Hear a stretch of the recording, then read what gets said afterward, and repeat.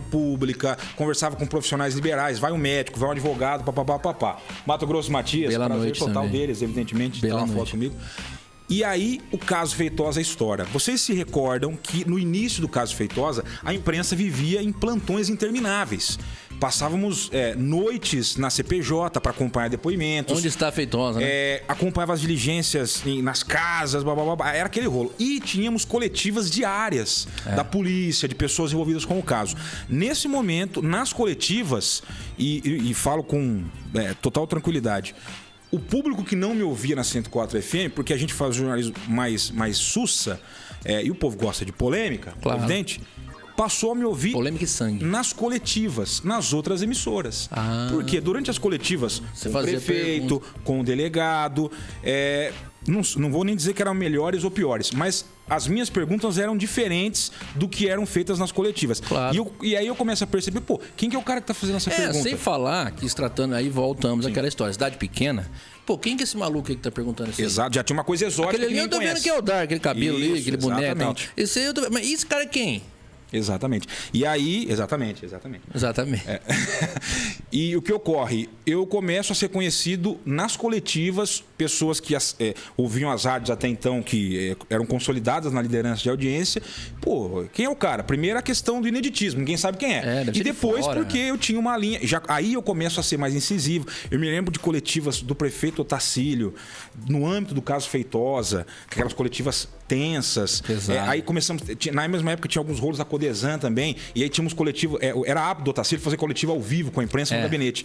E aí começavam o confronto, o embate, que os outros não faziam, ou pelo menos não da forma geralmente como fazia. Fazia-se para a difusora, né? No horário do jornal da difusora, a difusora só põe o microfone, ele falava. Exato. Quando vinha a pergunta era aquela que a gente conhece, não estou criticando o jornalismo, pelo amor de Deus.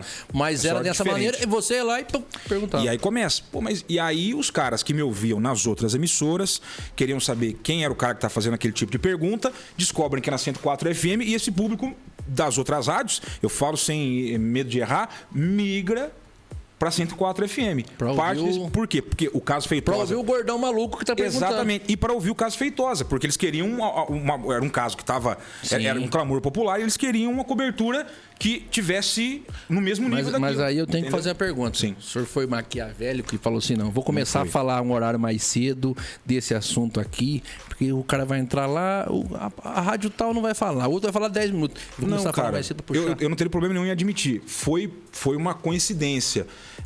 Eu não participava também muito desse métier das coletivas, de frequentar gabinete do prefeito, de ter o bastidor com o vereador. O contato. No caso Feitosa, isso acontece. Eu me aproximo dos colegas de imprensa. O Dário foi o primeiro cara, e eu falo isso pra ele, que se aproximou de mim. Eu lembro de cobrir a primeira sessão na Câmara, sem saber quem era ninguém. Você sabe que e o Dário chegou, Diego, você trabalha assim, eu sou o Dário, papapá.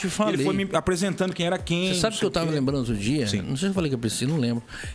Acho que não falei não. Eu me lembrei do dia que eu vi você na Câmara, sentado lá, e eu tava ainda com um jornal, talvez com a Cibele, eu tava, ou com o Claudinho, não lembro, um dos dois. Eu acho que é a Cibele, que às vezes eu ia pra fazer o Dicas lá, né, no jornal. O nosso era de olho, né, que a gente Exatamente. chamava. Então eu ia lá junto, porque a Cibele não tinha essa né, ela fazia matéria, eu falava, fica de olho na coisa que eu vou ficar aqui pegar os bastidores, que ela não ia, tal, ela ficava meio perguntando.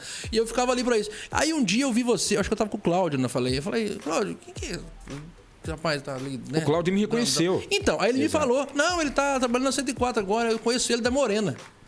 Eu falei, mas Morena? Aí eu comecei a lembrar, mas da onde que esse rapaz trabalha Morena? E aí foi.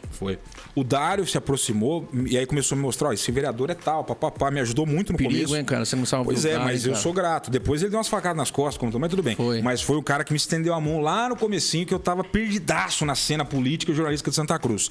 Enfim, parte do público das outras rádios, para acompanhar a cobertura que a gente fazia na 104 do caso Feitosa, eles nos seguem para lá, e a partir daí eu começo também a frequentar esses ambientes do gabinete, dos vereadores, papapá. E aí foi natural. E é até interesse também do cara levar você, né? Aqui tem que aí sim, a partir eu percebo a repercussão que dá, aí eu conscientemente vejo que é hora de mudar a chavinha. Certo. Eu consigo fazer esse tipo... Você também estava se sentindo mais pronto para isso. Estava pronto para fazer. Eu tinha capacidade de fazer aquele tipo de jornalismo sem ser um negócio escrachado, sem ser simplesmente uma caricatura, sabe? A coisa só de bater na mesa, gritar, falar impropérios. Eu poderia fazer um jornalismo incisivo, mas com argumento, discutir de igual para igual com o entrevistado. Eu vou falar que você não pode falar, até é antiético, mas eu posso falar. Ele teve precursores naquele mesmo banco, naquele mesmo microfone, que fazia assim com objetivo eleitoral. Fazia essa coisa de bater, vamos lá, isso não pode acontecer, tal.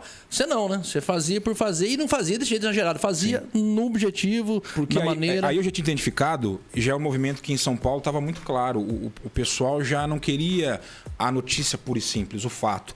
O que as pessoas buscam é a interpretação do jornalista sobre o fato. Eles querem opinião. Exato. Entende? Óbvio que você tem que ter uma certa isenção no sentido de apresenta o fato, aconteceu isso. E a partir daí o cara quer consumir a sua visão do fato.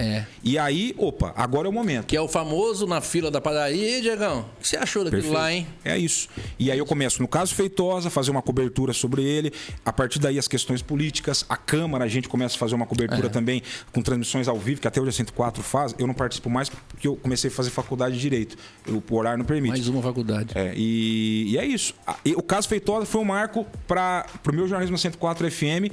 Eu fico conhecido nas coletivas por ouvintes de outras rádios e eles passam a nos acompanhar e o resto é o que vocês... Pô, que bacana. É muita história para ouvir. Aqui o Dircinho mandou aqui uma bacana aqui, ó.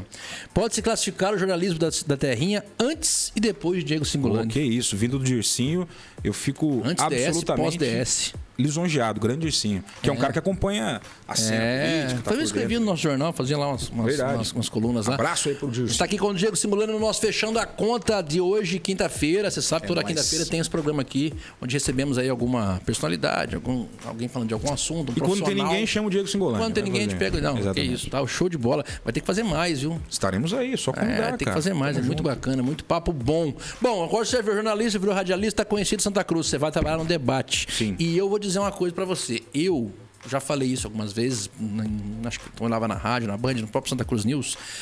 Eu cresci lendo o debate também. Igual. Aos domingos. Mesma culpa forma. muito da minha mãe. Minha mãe eu ouvia muito rádio por culpa da minha mãe. Aprendi a ouvir rádio pequenininho, dormia ouvindo rádio e tal, e ler o debate aos domingos, ver a charge, ver lá o Dicas, tal. Você, assim como eu, acho que tem essa sonho, vamos dizer assim, tô escrevendo no debate. Foi uma coisa bacana para você? O debate sempre teve dentro da minha casa, hábito do meu avô, já falecido, meu pai sempre consumiu o debate. Eu tinha essa expectativa, quando vou fazer jornalismo, de um dia voltar para Santa Cruz. Não achava que ia ser tão cedo. E quem sabe trabalhar no Jornal Debate. E primeiro, o Sérgio, ele vira comentarista